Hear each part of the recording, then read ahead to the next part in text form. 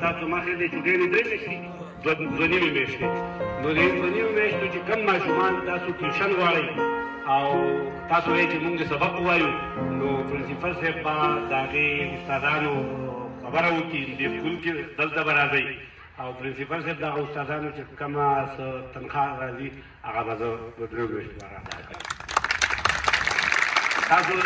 نهم اتم نهم لسم چې څونه ماشومان یو سبق ویل غواړي دا درې میاشتې دي چونکې دا مخکې کال د هغې نه مخکې کال دا دوه کاله موږ په کویټ کې تېر کړه